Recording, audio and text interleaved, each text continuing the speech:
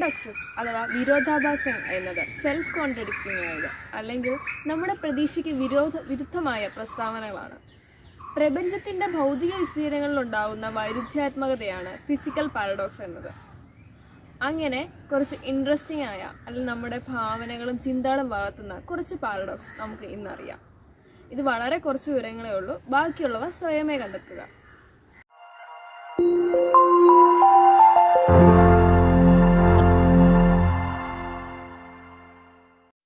Grandfather paradox time travel പ്രാവർത്തികമായാൽ ഉണ്ടായേക്കാവുന്ന ഒരു പൊട്ടൻഷ്യൽ ലോജിക്കൽ പ്രോബ്ലമാണ് ഗ്രാൻഡ്ഫാദർ പാരഡോക്സ്. ഫ്രഞ്ച് എഴുത്തുകാരനായ റെനെ ബ്രഞ്ച്വെലാണ് ഇതാദ്യമായി അവതരിപ്പിച്ചത്. ഒരു ടൈം ട്രാവലർ തൻ്റെ മുത്തശ്ശന് കുഞ്ഞുണ്ടാവുന്നതിന് മുമ്പുള്ള സമയത്തേക്ക് ടൈം ട്രാവൽ ചെയ്തു എന്ന് സങ്കല്പിക്കുക. അവിടെ വെച്ച് അയാളുടെ മുത്തശ്ശനെ കൊല്ലുന്നു. അങ്ങനെ സംഭവിച്ചാൽ അയാളുടെ മുത്തശ്ശന് കുഞ്ഞുങ്ങൾ ഉണ്ടാവുകയില്ല, അതായത് ടൈം ട്രാവലറുടെ അച്ഛനോ അമ്മയോ ഉണ്ടാവുകയില്ല. അപ്പോൾ ടൈം ട്രാവലർ ഒരിക്കലും ഉണ്ടായിട്ടില്ല എന്നൊരവസ്ഥ വരും. ഇതാണ് ഗ്രാൻഡ്ഫാദർ പാരഡോക്സ് എന്നറിയപ്പെടുന്നത്. റെനെ ബ്രഞ്ച്വെൽ മാത്രമല്ല, പ്രശസ്തരായ പല സയൻസ് ഫിക്ഷൻ എഴുത്തുകാരും ഈ പാരഡോക്സ് തങ്ങളുടെ കൃതികളിൽ ഉൾപ്പെടുത്തിയിട്ടുണ്ട്. നിങ്ങൾ ഡാർക്ക് വെബ് സീരീസുകളുടെ ആരാധകരാണെങ്കിൽ തീർച്ചയായും ഗ്രാൻഡ്ഫാദർ പാരഡോക്സുകളെ പറ്റി ഒരിക്കലെങ്കിലും കേട്ടിട്ടുണ്ടാകും. ടൈം ട്രാവലിൻ്റെ ഒരു തിയററ്റിക്കൽ പാരഡോക്സ് ആണ് ബൂട്ട്സ്ട്രാപ്പ് പാരഡോക്സ് എന്ന് പറയുന്നത്. സമയബന്ധിതമായി അയച്ചൊരു വസ്തു അല്ലെങ്കിൽ ഇൻഫർമേഷൻ ഇൻഫിനിറ്റ് കോസ് എഫക്റ്റ് ലൂപ്പിൽ കുടുങ്ങി കിടക്കുന്നു. അത് സ്വയം സൃഷ്ടിച്ചതോ അല്ലെങ്കിൽ കാരണമില്ലാത്തതോ ആണ് എന്ന് പറയുന്നു. അത് കൂടുതൽ വ്യക്തമാകാൻ നമുക്ക് വേണമെങ്കിൽ ഒരു ഉദാഹരണം നോക്കാം. ഐൻസ്റ്റൈൻ തിയറി ഓഫ് റിലേറ്റിവിറ്റി കണ്ടെത്തുന്നതിന് മുമ്പ് ഉള്ള ഒരു സമയത്തേക്ക് ഒരു ടൈം ട്രാവലർ പാസ്റ്റിലേക്ക് സഞ്ചരിച്ച് അവിടെ എത്തുന്നു. ഐൻസ്റ്റൈനെ തിയറി ഓഫ് റിലേറ്റിവിറ്റി പഠിപ്പിക്കുന്നു. ഐൻസ്റ്റൈൻ ഇത് പഠിച്ച് ഇതിൻ്റെ ഒരു പ്രബന്ധമൊക്കെ ചെയ്ത് അതിൻ്റെ റിസർച്ച് വർക്കൊക്കെ ചെയ്ത് അത് ദശകങ്ങളോളം ഐൻസ്റ്റൈൻ്റെ വർക്കാണെന്നുള്ള രീതിയിൽ നമ്മൾ പഠിച്ച് വരുന്നു. അത് വർഷങ്ങളോളം കൈമാറ്റം ചെയ്ത് നമ്മുടെ ടൈം ട്രാവലിൻ്റെ എത്തുന്നു. പുള്ളി അത് കണ്ടിട്ട് ഇതുമായിട്ട് ഐൻസ്റ്റൈൻ്റെ ഇടയ്ക്ക് ചെന്നിട്ട് ഇത് എവിടെ നിന്നാണ് ഉത്ഭവിച്ചത് എന്ന് ചോദിക്കുന്നു. അത് ടൈം ട്രാവലിൻ്റെ ആണെന്ന് നമുക്ക് പറയാൻ പറ്റില്ല, കാരണം അത് അദ്ദേഹം പഠിച്ചത് ഈ ഐൻസ്റ്റൈനിൽ നിന്നാണ്.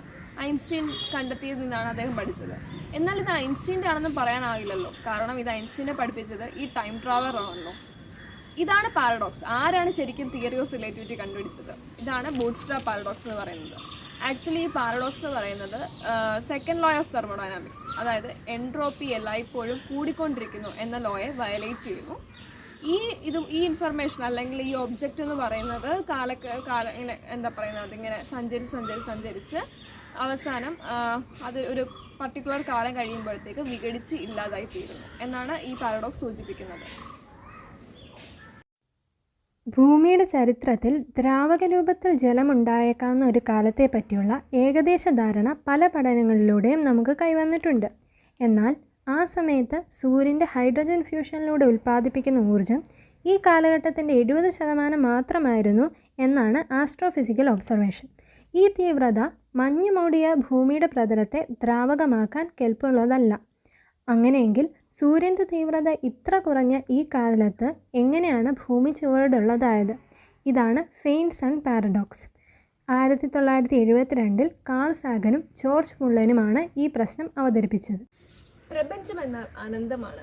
അനന്തമായ നക്ഷത്രങ്ങളുടെ ആവരണമാണത്. രാത്രിയിലെ ആകാശം എന്ന് പറയുന്നത് നക്ഷത്രപ്രഭയുടെ ഭീമാകാരമായ ഒരു താളാണ് എന്ന് പറയാം. അങ്ങനെയാണെങ്കിൽ നമ്മുടെ പ്രപഞ്ചം ഇരുളിനേക്കാൾ അധികം പ്രകാശപൂരിതമാകണ്ടേ? എന്നാൽ ഇത് അങ്ങനെയല്ലല്ലോ സംഭവിക്കുന്നത്. ഇതിനെയാണ് ഓൾബേഴ്സ് പാരഡോക്സ് അഥവാ ഡാർക്ക് നൈറ്റ് സ്കൈ പാരഡോക്സ് എന്ന് പറയുന്നത്. ഇത് പല വിശദീകരണങ്ങളും ഈ പാരഡോക്സ് നിർദ്ധാരണം ചെയ്യാൻ വന്നിട്ടുണ്ട്. അതിലൊന്നാണ് നമ്മുടെ പ്രപഞ്ചം വികസിക്കുകയാണല്ലോ. അതായത് ഈ നക്ഷത്രങ്ങളിൽ നിന്ന് വരുന്ന പ്രകാശത്തിന്റെ വേവ് ലെങ്തിന് ചുവപ്പ് നീക്കം അഥവാ റെഡ് ഷിഫ്റ്റ് സംഭവിക്കുന്നു. ഈ വേവ് ലെങ്ത് ദൃശ്യപ്രകാശ മേഖലയിൽ നിന്ന് മാറിയാൽ നമുക്കത് കാണാൻ കഴിയില്ലല്ലോ. ഇതാണ് ഏറ്റവും പ്രധാനപ്പെട്ട ഒരു വിശദീകരണം. അങ്ങനെ പല വിശദീകരണങ്ങളാൽ ഈ പാരഡോക്സ് പൂർണ്ണമായും തന്നെ നിർദ്ധാരണം ചെയ്യപ്പെട്ടിട്ടുണ്ട്.